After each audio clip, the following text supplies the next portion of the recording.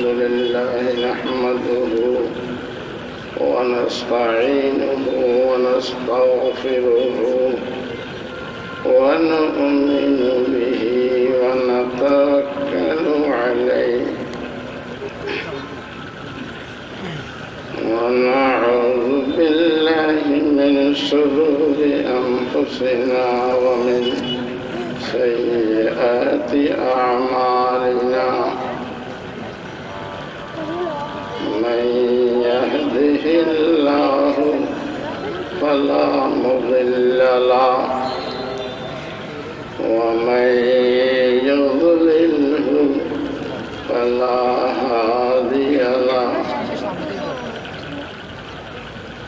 ونشهد أن لا إله إلا الله وحده لا شريك له ونشهد أن سيدنا ومولانا محمدا عبده ورسوله صلى الله تعالى عليه وعلى آله وأصحابه وبارك وسلم تسليما كثيرا كثيرا أما بعد فأعوذ بالله من الشيطان الرجيم بسم الله الرحمن الرحيم يا أيها الذين آمنوا أطيعوا الله وأطيعوا الرسول وأولي الأمر منكم فإن تنازعتم في شيء فردوه إلى الله والرسول ذلك خير وأحسن تفصيلا صدق الله العظيم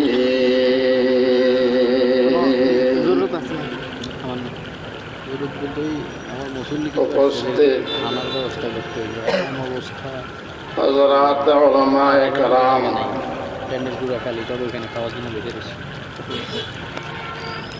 সম্মানিত বিরাদরানে ইসলাম,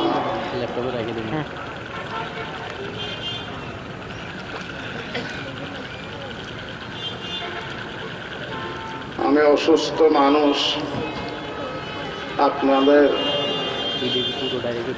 আন্তরিক দোয়ার জন্য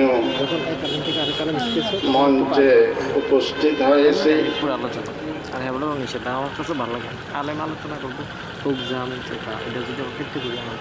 আল্লাহ পাক তৌফিক দান করলে সংক্ষিপ্ত কিছু কথা আরজ করব।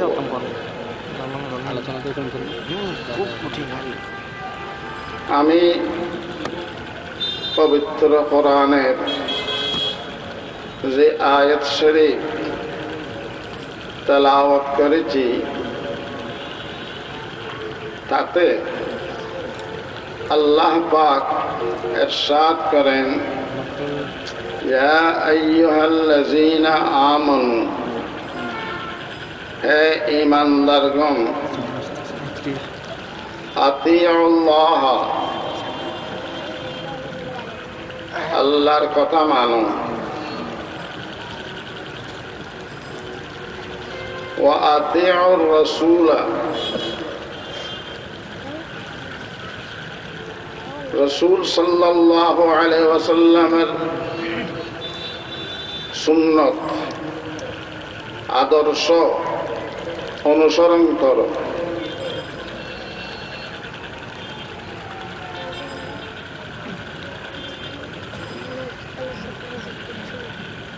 এখন আল্লাহর কথা যদি আমরা মানি, পবিত্র কোরআন মতে আমল করতে হবে। রাসূল সাল্লাল্লাহু আলাইহি ওয়াসাল্লামের কথা যদি মানি, হাদিস মতে আমল করতে হবে। 6666 আয়াত পবিত্র কোরআনে আছে, হাদিস তো লক্ষ লক্ষ আছে। সাধারণ মানুষ, বিশেষত যারা আরবি নয়, অনারব, তারা কোরআনের ভাষাও বুঝে না, হাদিসের ভাষাও বুঝে না। তো কোরআন মতে কিভাবে আমল করবে, হাদিস মতে কিভাবে আমল করবে, সেই জন্য আল্লাহ পাক একটা কথা বাড়াই দিয়েছেন, ওয়া উলিল আমরে মিনকুম, তোমরা আল্লাহর কথা মানো, রসুলের কথা মানো, এবং যারা ধর্মীয় কর্তৃপক্ষ তাদের কথা মানো। ধর্মীয় কর্তৃপক্ষকে এ সম্পর্কে সাহাবায়ে কেরামের মধ্যে যিনি তাফসীর শাস্ত্রে বিশেষজ্ঞ, সবচেয়ে বেশি তাফসীর জানতেন পবিত্র কোরআনের, তিনি হলেন আব্দুল্লাহ ইবনে আব্বাস রাদিয়াল্লাহু তাআলা আনহু। তিনি বলতেছেন, হুমুল উলামাউল মুজতাহিদুন, ধর্মীয় কর্তৃপক্ষ হলো সমস্ত আলেমগণ যারা কোরআন হাদিস নিয়ে গবেষণা করে, সেখান থেকে মাসলা বাইর করে। সাধারণ মানুষ মাসলা বাইর করতে পারবে না। বড় বড় আলেম যাদের লক্ষ লক্ষ হাদিস মুখস্থ ছিল, তারা কোরআন হাদিস থেকে মসলা বাইর করতে পারবে, তাদেরকে ইমাম বলা হয়।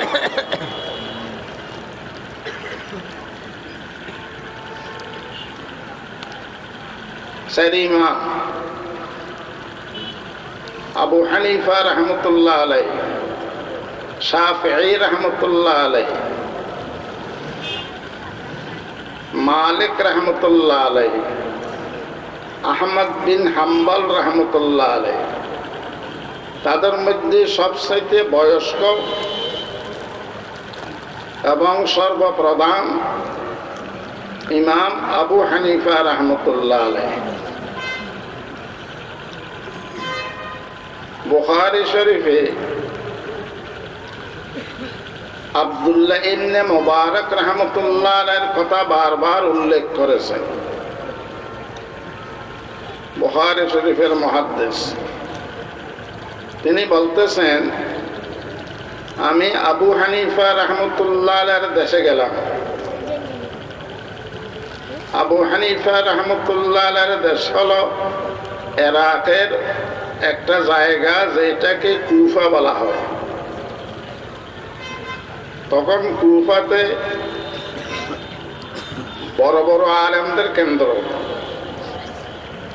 আমি প্রত্যেক আলেমের সাথে ব্যক্তিগতভাবে দেখা করলাম এবং প্রশ্ন করলাম, আপনার এই দেশে সবচেয়ে বড় আলেমকে? আমি যত আলেমের সাথে দেখা করছি কুফাতে, একটা প্রদেশ, সকলে এক বাক্যে বলেছেন, আমাদের মধ্যে সবচেয়ে বড় আলেম আবু হানিফা রহমতুল্লাহ আলাইহি। তখন আমি আবু হানিফা রহমতুল্লাহ আলাইহিকে একটা উপাধি দিলাম, ইমামে আজম।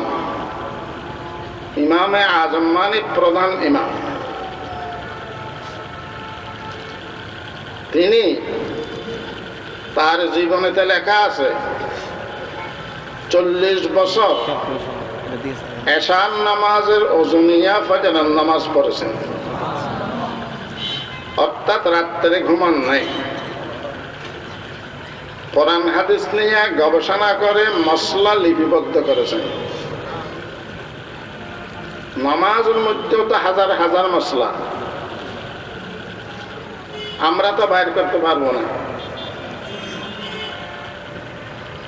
সেই জন্য শেখ ফরিদ রহমতুল্লাহ আলাই অলিকুল শিরোমণি তিনি বলতেছেন, আয় মামা নেক করদন ইজতিহাদ রহমত হক বরওয়ানে জুমলাবাদ। যে সমস্ত ইমামগণ গবেষণা করে আমাদেরকে মসলা দিয়ে গেছেন, আল্লাহ পাক তাদেরকে রহমত করো।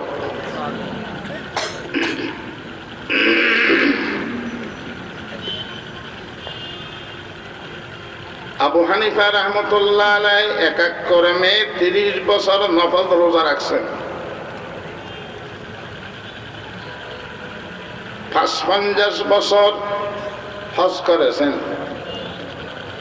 55 বার হজ করেছেন। রমজান মাসে পবিত্র কোরআন 61 খতম দিতেন। দিনের বেলায় 1 খতম, রাত্রের বেলায় 1 খতম, 60 খতম। তারাবি নামাজে 1 খতম, 61 খতম।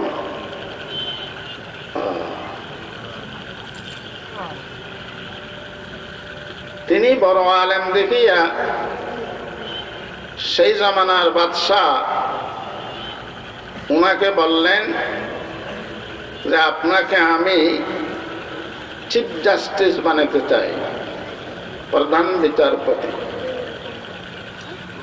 তিনি দেখলেন আমি যদি প্রধান বিচারপতি হই, অনেক সময় বাদশার পক্ষ থেকে এমন হুকুম হইতে পারে যে শরীয়তের বিরুদ্ধে ফতোয়া দিতে হবে, রায় দিতে হবে। আবু হানিফা রাহমাতুল্লাহ আলাইহি বললেন আমি প্রধান বিচারপতি হব না। বাদশাহ বললেন কেন?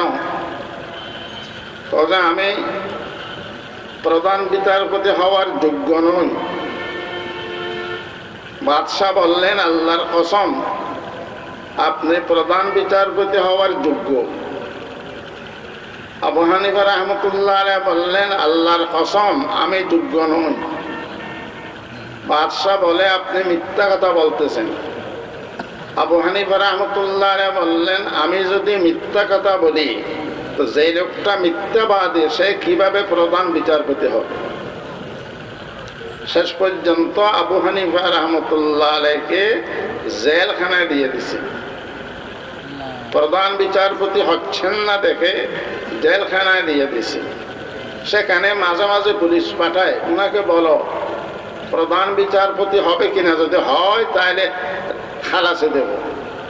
উনি বারবার বলেছেন যে আমি হব না। শেষ পর্যন্ত জেলখানায় উনাকে বিষ খাওয়াইয়া মেরে ফেলেছে।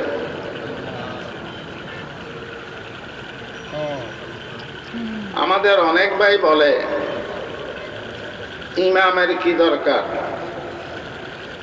কোরআন শরীফের অনুবাদ বের হয়েছে, বাংলা অনুবাদ।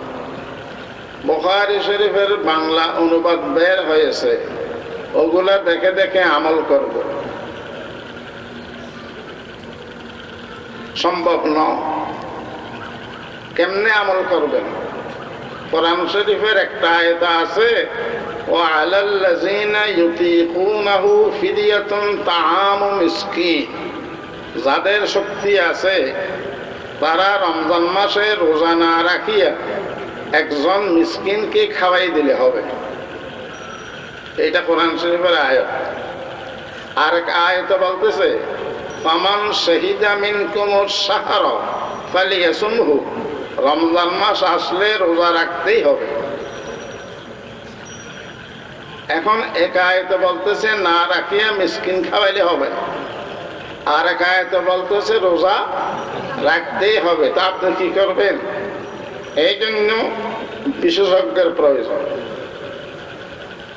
আপনার বাড়িতে বর্তমানে ডাক্তারি বই বাংলা অনুবাদ হয়েছে, ডাক্তারি বই সব বাংলা অনুবাদ হয়েছে, সব কিনছেন, আপনার বাড়িতে তাকে আছে। আপনার ছেলের ক্যান্সার হয়ে গেছে, আপনি ওই যে তাকে বই রাখছেন ডাক্তারি বই, ওগুলা দেখে দেখে চিকিৎসা করবেন না ক্যান্সার বিশেষজ্ঞর কাছে যাবেন? ক্যান্সার বিশেষজ্ঞর কাছে যেতে হবে। আবু হানিফা রাহমাতুল্লাহ আলাইহি নিজের থেকে কোনো কথা বলেন নাই। আমাদের বাংলাদেশে বর্তমানে কিছু ভাই বের হয়েছেন, তারা সাধারণ শিক্ষিত মানুষকে গিয়া বলে, ভাই স্যার আপনি কি আল্লাহর কথা মানেন না রসুলের কথা মানেন না আবু হানিফার কথা মানেন? সাধারণ মানুষ বলবে যে আল্লাহ রসুলের কথা মানব।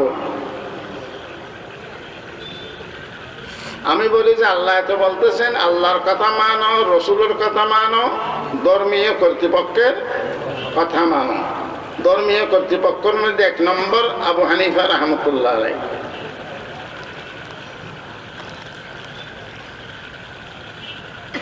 এখন মনে করেন এক হাদিসে আছে নামাজ পড়ার সময় 5 বার হাত তুলতে হবে, এক হাদিসে আছে 4 বার হাত তুলতে হবে,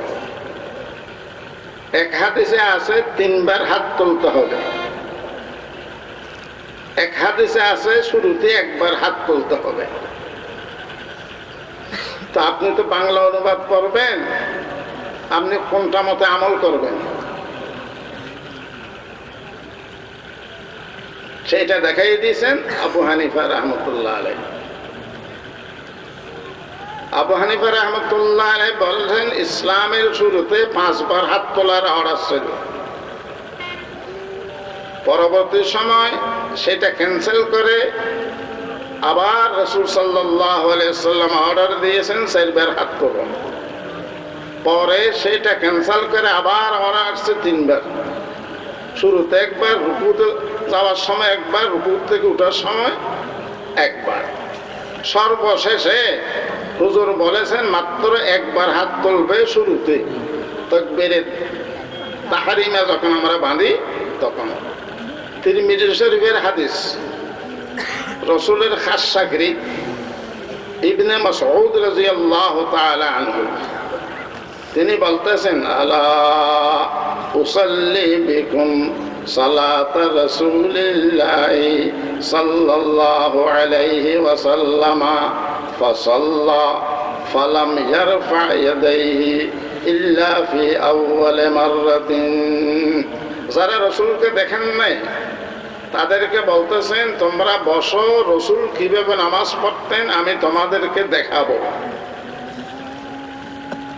ফাসাল্লা তিনি নামাজ পড়লেন, ফালাম ইয়ারফা ইয়াদাইহি ইল্লা ফি আউয়াল মাররাতিন তিনি কেবল শুরুতে হাত উঠান আর হাত উঠান নাই, বললেন এইটা রাসূলের শেষ নামাজ। কিছু মানুষ সাহাবী আগের গুলা যে ক্যান্সেল হইয়া মাত্র 1 বার হাত উঠানোর কথা বলেছেন তখন দেশে উপস্থিত ছিলেন না, তারা পরে আসছে, জমাতো পায়নি, তারা নামাজ পড়তেছে, ওই আগের মতো বারবার হাত উঠেছে। মুসলিম শরীফের হাদিস, জাবের ইবনে সুমরা রাদিয়াল্লাহু তাআলা আনহু বর্ণনাকারী, فرجع علينا رسول الله صلى الله عليه وسلم فقال ما لي أراكم رافعي أيديكم كأذناب خيل شمس اسكنوا في الصلاة। কত হুজুর আমাদেরকে নামাজ পড়তে দেখলেন আমরা আগের মতো বারবার হাত উঠাই। তখন হুজুর বললেন নামাজের পরে, ঘটনা কি? আমি তোমাদেরকে দেখতেছি বারবার হাত উঠাও গোড়ার লেজের মতো।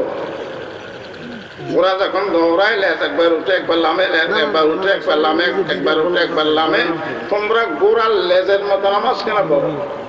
উসকুনু ফিস সালাত শান্তিপূর্ণ ভাবে নামাজ পড়ো, বারবার হাত উঠাবে না। যেহেতু বিষয় থাকবে না আমি এসে বিষয়টা এটা তো হুজুর ক্লিয়ার করে দিয়ে গেছেন। 1400 বছর পরে আসিয়া গ্রামে গঞ্জে গিয়া আহলে হাদিস নাম দিয়া কিছু মানুষকে বিভ্রান্ত করতেছে, যে হানাফিদের নামাজ হয় না, তারা মাত্র একবার হাত উঠায়, হাত কিন্তু 3 বার উঠাতে হবে। কেন? বুখারী শরীফে আছে। আমি কিন্তু বুখারী শরীফে 4 বারও আছে। 2 রাকাতের মাঝখানে একবার হাত উঠানোর কথা, আমি তো বুখারী পড়াই, 2 রাকাতের মাঝখানে হাত উঠানোর কথাও আছে। সেইটা কেন আপনারা উঠান না? সেইটা ক্যান্সেল হয়ে গেছে। আমি কই যে 1-এর থেকে বেশি যা আছে সব ক্যান্সেল হয়ে গেছে।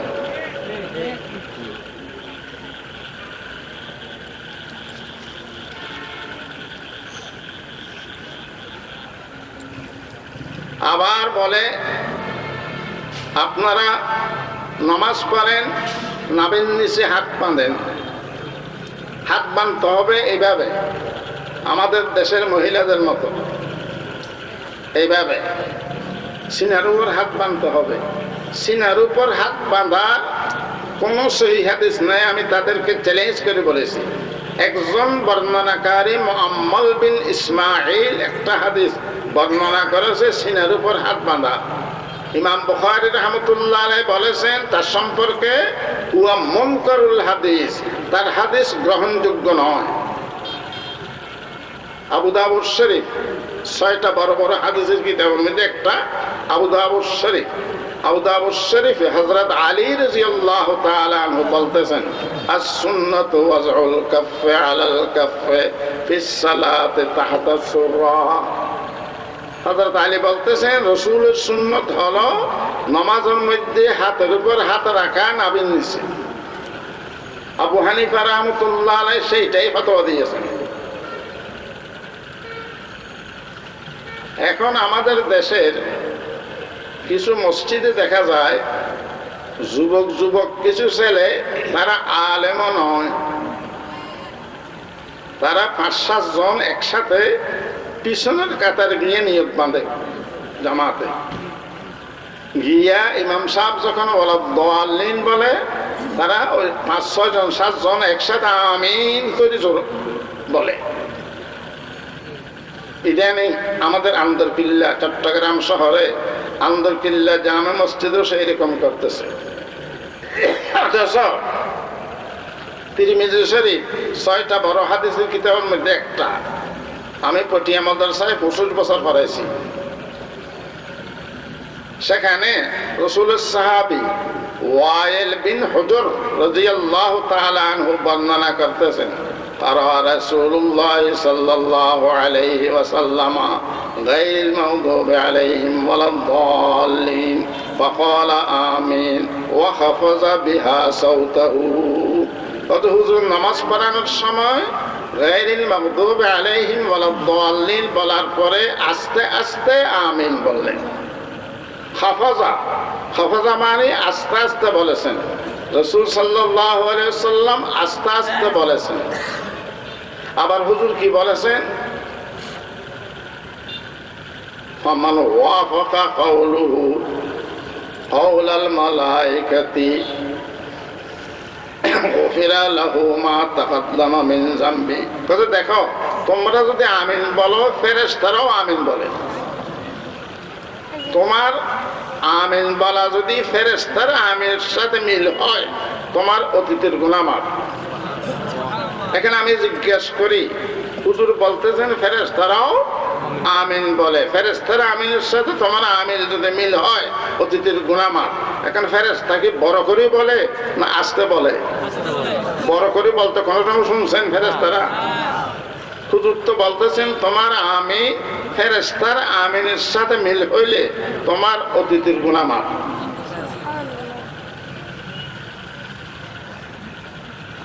যে বিতিরের নামাজ 1 রাকাত, হানাফিরা 3 রাকাত পরে এটা ভুল করে। হযরত আয়েশা রাদিয়াল্লাহু তাআলা আনহাকে জিজ্ঞাসা করতেছেন, তিরমিজি শরীফের হাদিস, আব্দুল আজিজ বিন জুরাইজ নামী এক ব্যক্তি হযরত আয়েশাকে জিজ্ঞাসা করতেছেন যে রাসূল সাল্লাল্লাহু আলাইহি ওয়াসাল্লাম বিতিরের নামাজ কিভাবে পড়তেন? ফাকালাত, কানা ইয়াকরাউ ফিল উলা বিসাব্বিহ ইসমা রাব্বিকাল আ'লা ওয়া ফিস সানিয়া বিকুল ইয়া আইয়ুহাল কাফিরুন ওয়া ফিস সালিসাতি বিল মুআওয়াযাতাইনি ওয়া কুল হুয়াল্লাহু আহাদ। কত হুজুরে 3 রাকাত ভিতরের নামাজ পড়তেন। প্রথম রাকাতে সাব্বিহ ইসমা রাব্বিকাল আ'লা, দ্বিতীয় রাকাতে কুল ইয়া আইয়ুহাল কাফিরুন, তৃতীয় রাকাতে কুল আউযু বিরাব্বিল ফালাক, কুল আউযু বিরাব্বিন নাস, কুল হুয়াল্লাহু আহাদ। 3 রাকাত। আমরা কই যে ইমাম সাহেব যেরকম কেরাত পড়ে নামাজের মধ্যে মুক্তাদিও কেরাত পড়তে হবে, মুক্তাদিও কেরাত হবে। বাইহাকি হাদিসের কিতাব, বাইহাকিতে মুজাহিদ রাহমাতুল্লাহ আলাইহি বর্ণনা করতেছেন, কানা রাসূলুল্লাহ সাল্লাল্লাহু আলাইহি ওয়াসাল্লাম ইয়াকরাউ ফিস সালাত ফাসামা'a কিরাআতা ফাতাম মিনাল আনসার ফানাযালাত ওয়া ইযা কুরিয়াল কুরআন ফাসতামি'উ লাহু ওয়া আনসিতু লাআল্লাকুম তুরহামুন। হুজুর নামাজ পড়াইতেছেন, আনসারী এক সাহাবী পিছনে মুক্তাদি হইয়া কিরাত পড়তেছেন। তখন আল্লাহ পাক আয়াত নাযিল করেছেন। কি আয়াত? ওয়া ইযা কুরিয়াল কুরআন, নামাজের মধ্যে যখন কোরআন পড়া হবে ইমামের পক্ষ থেকে, ফাসতামিউ, তোমরা কান লাগাইয়া শুনো, ওয়া আনসিতু, চুপ থাকো। কে বলতেছে? আল্লাহ তাআলা বলতেছে ইমামের কিরাত কান লাগাইয়া শুনো আর তোমরা চুপ থাকো। মুসলিম শরীফের হাদিস, হযরত আবু মুসা আশআরী রাদিয়াল্লাহু তাআলা আনহু সাহাবী বর্ণনা করতেছেন, হুজুর বলতেছেন ওয়া ইযা কারাআ ফাআনসিতু, ইমাম যখন কিরাত পড়ে তোমরা চুপ থাকো। নাসাঈ শরীফ আরেক হাদিসের কিতাব, সেখানে আবু হুরায়রা রাদিয়াল্লাহু তাআলা আনহু বর্ণনা করতেছেন, হুজুর বলেন ইন্নামা জুইলাল ইমামু লিউতাম্মা বিহি ফাইযা কাব্বারা ফাকাব্বিরু ওয়া ইযা কারাআ ফানসিতু। কত ইমাম বানানো হয়েছে ইমামকে অনুসরণ করার জন্য। ইমাম আল্লাহু আকবার বললে তোমরাও আল্লাহু আকবার বলবে, কিন্তু ইমাম যদি কিরাত পড়ে তোমরা চুপ থাকবে। ইমাম যদি কিরাত পড়ে তোমরা, সেই জন্য ইমাম আবু হানিফা রাহমাতুল্লাহ আলাইহি বলেছেন ইমামের পিছনে মুক্তাদি কিরাত পড়া মাকরুহ তাহরিমা, মাকরুহ তাহরিমা। ইবনে মাজাহ, মুওয়াত্তা মুহাম্মদ, 2টা হাদিসের কিতাব, সেখানে হযরত জাবের রাদিয়াল্লাহু তাআলা আনহু হুজুর থেকে বর্ণনা করেন, মান কানা লাহু ইমামুন ফাকরাআতুল ইমাম লাহু কিরাআতুন, যার ইমাম আছে তার ইমামের কিরাআতই মুক্তাদির কিরাআত।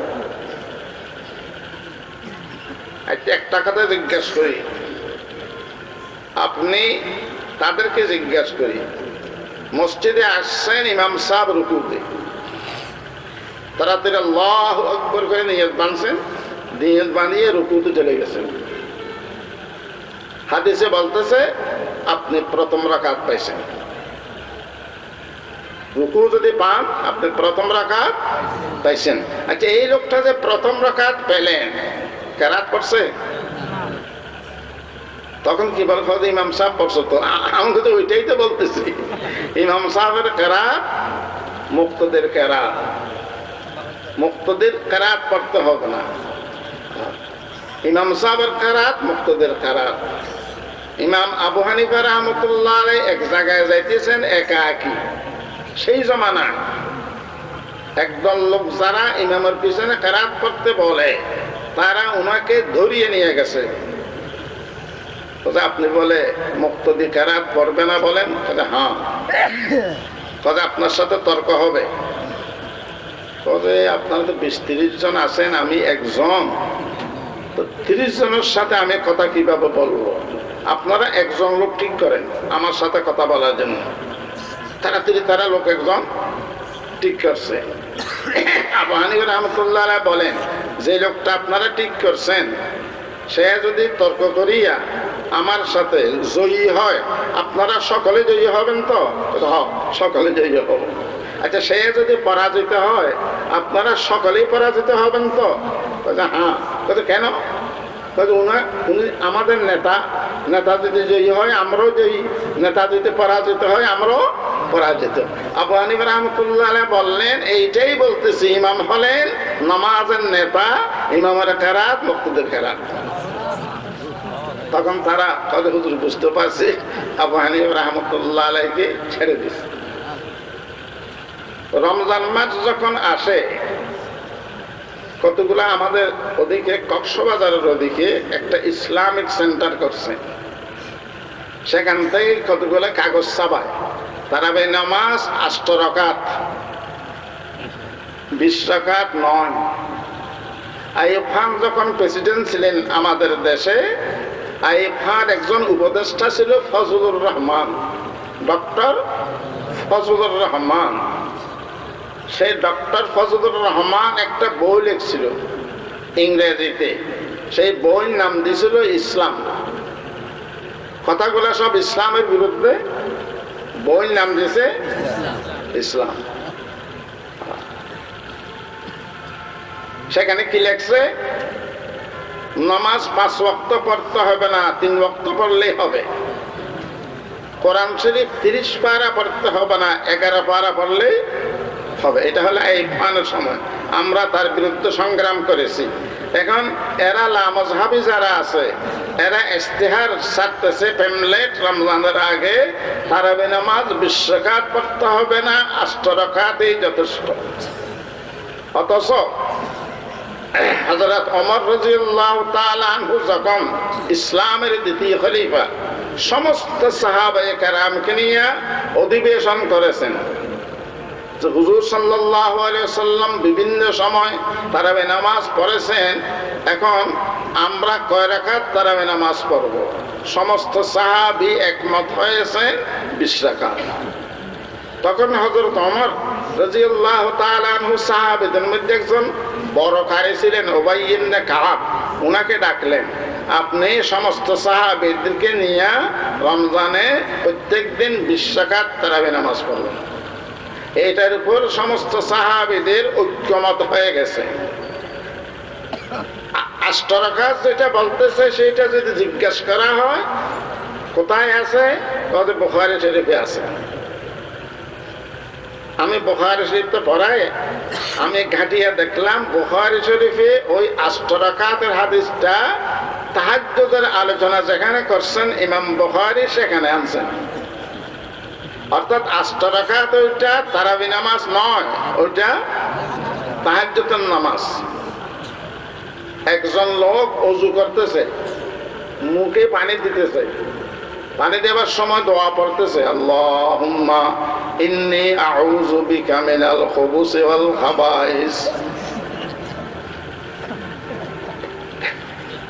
এটা তো পাখানার দোয়া।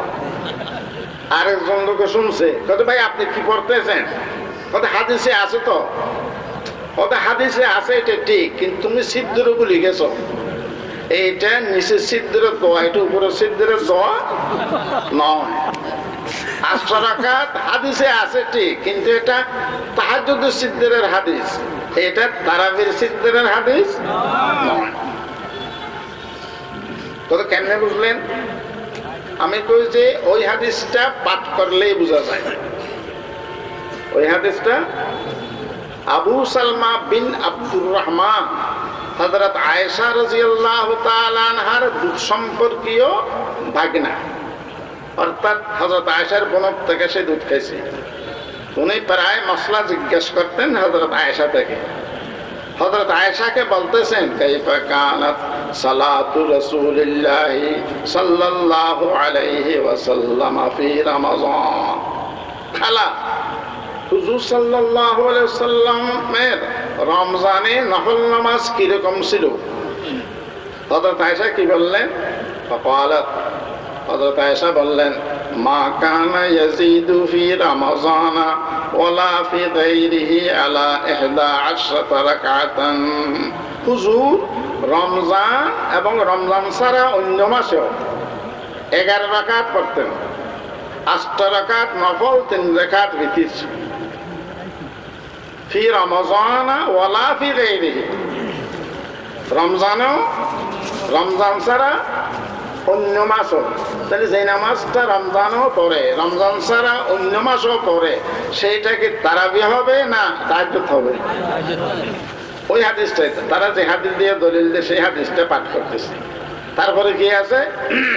কানা ইউসাল্লি আরবা'আন ফালা তাসআল আন হুসনিহিন্না ওয়া তুলিহিন্না সুম্মা ইউসাল্লি আরবা'আন ফালা তাসআল আন হুসনিহিন্না ওয়া তুলিহিন্না সুম্মা ইউতিরু বিসালাস। কত হুজুর এক নিয়তে 4 রাকাত পড়তেন। কি রকম লম্বা লম্বা রাকাত, কি রকম সুন্দর নামাজ তুমি জিজ্ঞাসা করবে না। আবার এক নিয়তে 4 রাকাত পড়তেন, তারপরে 3 রাকাত ভিতরের নামাজ পড়তেন।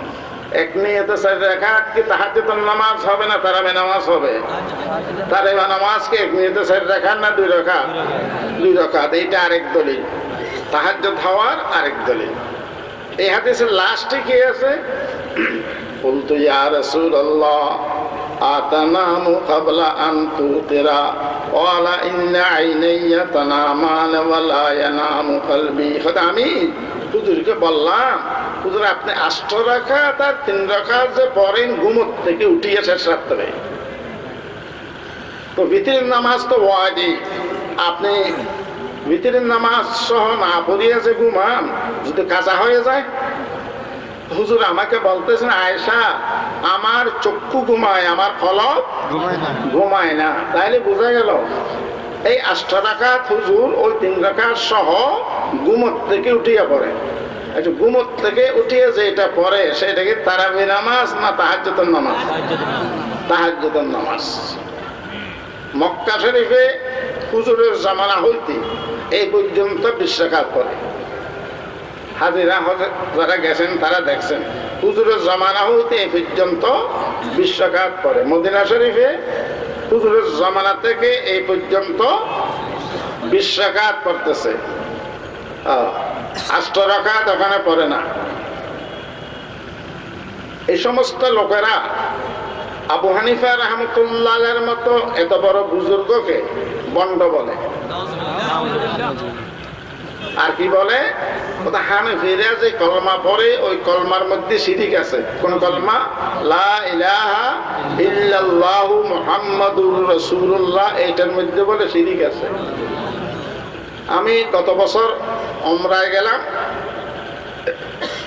হুজুর সাল্লাল্লাহু আলাইহি সাল্লামের রওজা মুবারকের সামনে দাঁড়িয়ে জিয়ারত করতেছি। একটা ছিদ্র আছে, কবর সোজা, ছিদ্রের উপরে বড় করে লেখা আছে লা ইলাহা ইল্লাল্লাহু মুহাম্মাদুর রাসূলুল্লাহ। যে কালমা আমরা পড়ি 1500 বছর যাবত সেটা সেখানে চলে আসতেছে। ওখান থেকে মক্কা শরীফ আসছি, আসিয়া একেবারে খানে কাবার কাছাকাছি তওয়াফ শেষ করে দাঁড়াইয়া কিছু তসবিহ তাহলিল পড়তেছি। খানে কাবার বাইরে যে গেলাফ আছে, কালো গেলাফ, সেখানে দেখতেছি হাজার হাজার বার লেখা লা ইলাহা ইল্লাল্লাহু মুহাম্মাদুর রাসূলুল্লাহ।